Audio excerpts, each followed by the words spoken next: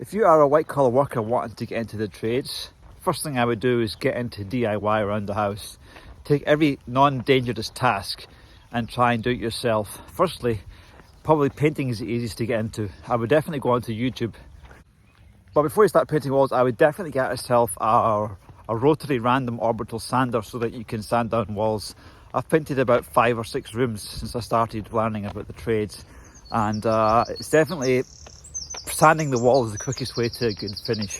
Also, you might want to start going to the gym if you're not going to already, because moving rollers, especially 2 meter long rollers for extended walls, takes a lot of upper body strength, and I found it quite a challenge the first week or two.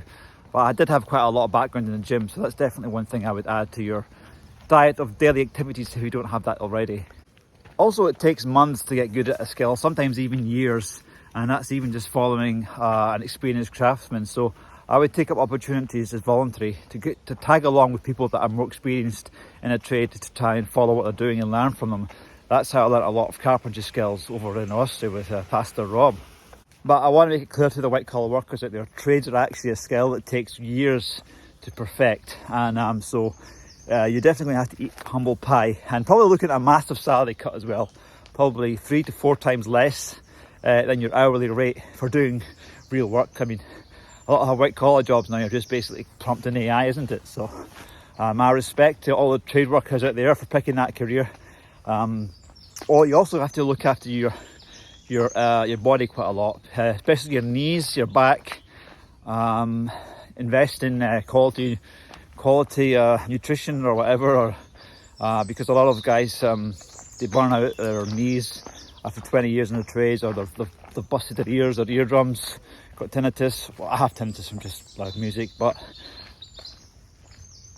it's definitely a different world out there, and I think the trades will be more competitive now as well, because more people will be getting into it again. So probably, I think the time to get into trades is now, if you are physically able. But you have to kind of jump right into it. And if you're unemployed and you have all the spare time in your hands, you'll get there quicker than a white collar job worker that's job insecure and could be laid off in a few months.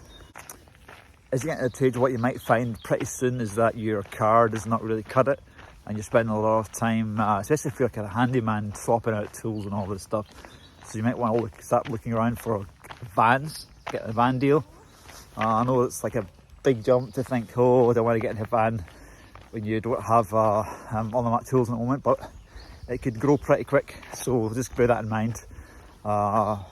Maybe you have to go into some kind of partnership with another person if you want to share expenses on the van.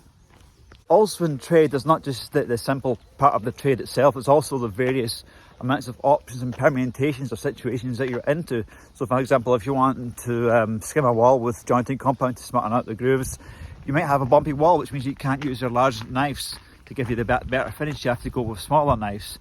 And also there's different types of skirting board, different types of paints that might clog up your sander, and a lot of these experiences are experiences that you need to have, otherwise you're going to be going to a client's site and you'll be wasting time, and you'll have to basically not be charged for that time when you're learning on the job, in a sense. Another thing that I've found talking to tradespeople is that they spend a lot of time quoting and visiting sites, and sometimes they just turning away jobs because they don't have time to go and quote the site. So I'm working on a tool on that. I'll talk about it soon on this channel. If you see a trade that you might want to get into and you have the time to wait, you can actually just go and look at the tools and put up price watches on Amazon or whatever to get those tools on sale. Because it's if you order ahead of time, you can often get things a lot cheaper. What you do is you find if you go on a real jobs, you're going to find that you're going to Screwfix and all these companies quite often. You have to pay the shops their dues. So for example, I'm wanting some random orbital sanders for painting. I'm wanting some multi-tools. But I really want to pay the full price, so I'm just kind of waiting for the local companies to drop their prices a bit. But if I get a job, I guess I have to just buy that tool and take the hit.